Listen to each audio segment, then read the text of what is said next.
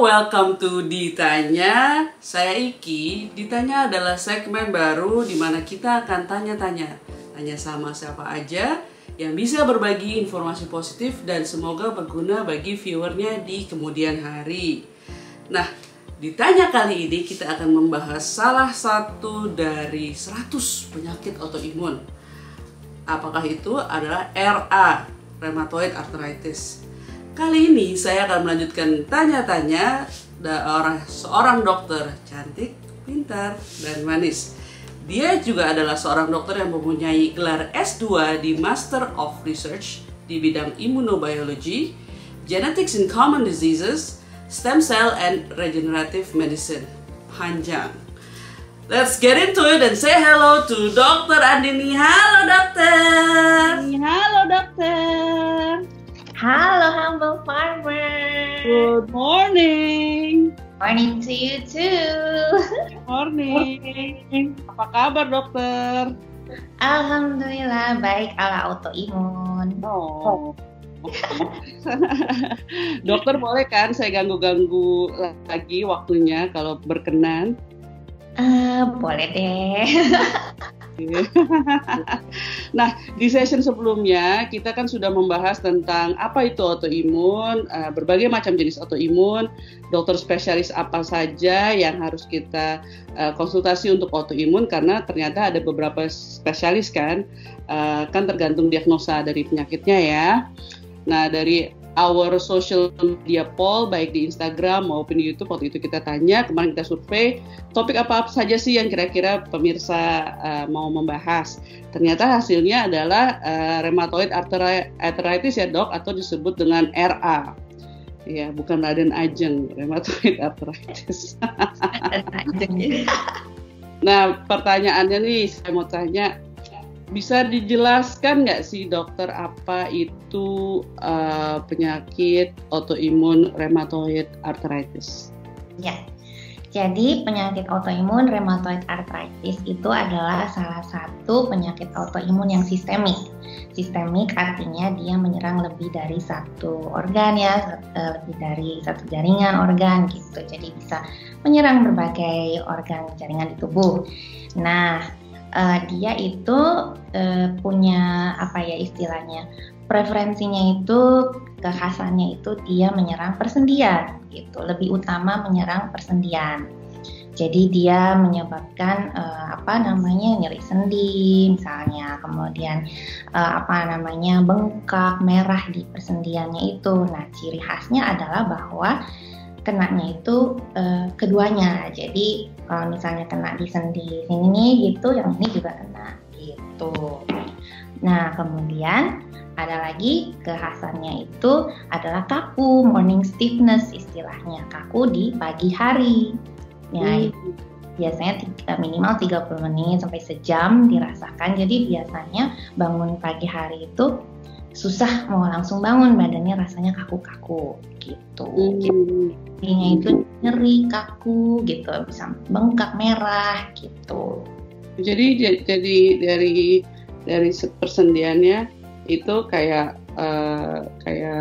merah-merah gitu ya? Iya, bisa merah, bengkak gitu kan ya, tapi sakit gitu, sakit kaku yang dirasakan seperti itu.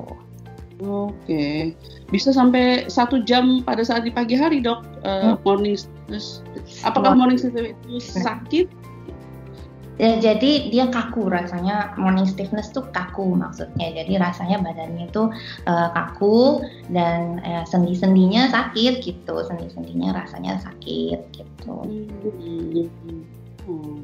Oke. Selain sendi, morning stiffness, gejala apa saja dok yang berkaitan dengan rheumatoid arthritis? Ya, gejala lain ya seperti mirip juga dengan penyakit autoimun sistemik lain seperti fatigue ya. Fatigue itu kayak ya kemarin kita sudah bahas tuh rasa lelah berlebihan itu ya, ekstrem. Ada fatigue, bisa brain fog ya seperti itu. Jadi ada gejala seperti itu juga. Nah, kadang-kadang juga ada orang rasa seperti sakit seluruh badan, itu juga kadang-kadang bisa sampai begitu gitu ya. Dan Ya Pak Dok? Tapi dia juga bisa kemudian kan seperti saya sampaikan tadi bisa menyerang ke yang lain juga ya gitu. Contohnya dia bisa menyerang ke mata menjadi radang mata gitu. Jadi bisa ke paru-paru. Jadi bisa ada gejala lain sesuai dengan yang diserang apa gitu. Tapi untuk gejala yang utamanya ya tadi yang ke arah persendian ya gitu dan fitness tadi. Oke. Dan apakah di Indonesia ini banyak Dok penyandang rheumatoid arthritis? Ya, jadi kalau rheumatoid arthritis, kalau yang terbaru saya ketahui ya, itu kalau kita bicara seluruh dunia dikatakan kira-kira kurang lebihnya 1% dari populasi. Jadi sekitar 3 dari 10.000 orang katanya gitu ya. Tapi tiap etnis tuh bisa beda-beda gitu. Jadi ada etnis yang mungkin prevalensinya lebih banyak dibandingkan etnis lainnya. Nah kalau di Indonesia memang masih datanya kita belum tahu pasti gitu ya. Tapi waktu tahun 1993 pernah ada penelitian dikatakan sekitar 0,2% di daerah, 0,3% di daerah kota gitu ya, di perkotaan. Nah tapi untuk sekarang ya bisa jadi itu lebih banyak ya karena orang lebih banyak udah lebih aware gitu ya, sudah memeriksakan diri. Jadi kalau di komunitas kami juga rheumatoid arthritis termasuk salah satu penyakit autoimun yang cukup banyak lah gitu ya gitu, dan juga sudah ada yayasannya sendiri gitu namanya Sahara, Sahabat RA gitu. Jadi kalau RA ini ya bisa dibilang ada, kalau di antara penyakit autoimun itu cukup banyak gitu ya. Oh oke. Ini sih out of my curiosity. Jadi osteoarthritis sama rheumatoid arthritis itu berbeda ya Dok? Berbeda. Kalau rheumatoid arthritis disebabkan karena dia kan penyakit autoimun ya, jadi sistem kekebalan tubuhnya yang menyerang persendian gitu, yang menyebabkan kerusakan pada persendian. Nah kalau osteoarthritis itu karena degeneratif ya, penuaan gitu. Itu proses penuaan. Ya, ini pertanyaan buat seseorang. Anyway, kalau kita memang kita memiliki, kayaknya saya rheumatoid arthritis, sebaiknya kita ke dokter apa Dok? Ya, umumnya untuk rheumatoid arthritis ini ditangani oleh spesialis penyakit dalam konsultan rheumatologi. Ya, dan rheumatologi itu untuk muskuloskeletal ya, jadi jaringan ikat, jadi otot, tulang gitu kan. Jadi ini untuk rheumatoid arthritis ini umumnya itu ke dokter spesialis penyakit dalam konsultan rheumatologi. Konsultan rheumatologi, oke. Misalnya Dok ya, kan ada orang Indonesia, ada orang yang kayaknya saya nggak mau berobat nih gitu. Nah, kira-kira apa ini Dok efek dari efek jangka pendek ataupun efek jangka panjang kalau memang penyakit rheumatoid arthritis ini tidak didiagnosa dan tidak juga diobati? Ya, didapatkan kalau pasien deteksi dini gitu ya, cepat tertangani, itu pasiennya itu penyakitnya akan lebih cepat terkontrol dan akan mencegah terjadinya komplikasi lebih lanjut. Karena penyakit ini juga bisa menyebabkan komplikasi-komplikasi dan kecacatan permanen. Kecacatan permanen ini apa dalam RA? Yaitu bisa tangannya itu kemudian jarinya menjadi bengkok. Gitu. Oh? Ya, itu jadi nggak sedikit juga ya ada orang-orang tua mungkin zaman dulu belum begitu aware dengan penyakit RA kan, kemudian sekarang tangannya sudah bengkok karena dulu mungkin dia pikir hanya rematik saja, tidak benar-benar diobati sehingga sekarang jari-jarinya sudah bengkok gitu. Nah itu kalau sudah seperti itu bisa terjadi kecacatan permanen yang tidak bisa diperbaiki kembali seperti itu. Jadi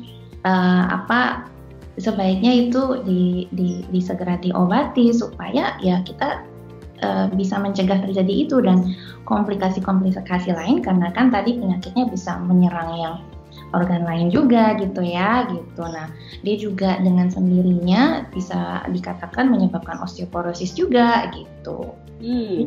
Itu untuk jangka panjangnya ya? Iya. Oke. Nah, kalau misalnya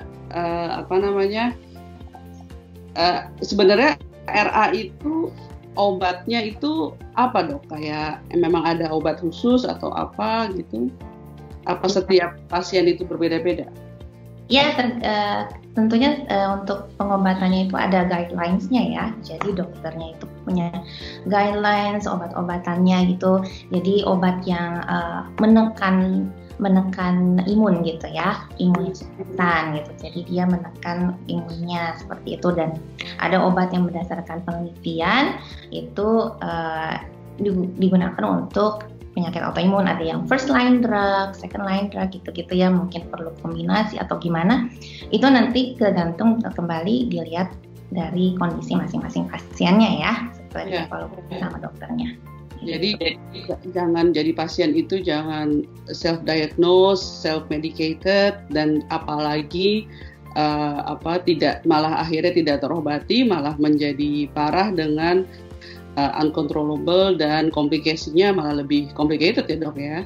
Ya, karena kan RA juga ada yang mild, ada yang moderate, ada yang severe. Kemudian ada lagi yang seronegatif, seropositif. Seronegatif artinya ternyata setelah di pemeriksaan antibodinya negatif, tapi diperiksa ternyata misalnya dengan CT scan didapatkan gitu ya ciri khas gambaran untuk RA gitu. Dari gejalanya juga cocok untuk RA, maka dikatakan RA seronegatif. Seperti itu bisa. Jadi itu kan terapinya bisa berbeda ya gitu. Jadi ya, itu dokternya kan perlu evaluasi gitu ya. Oke.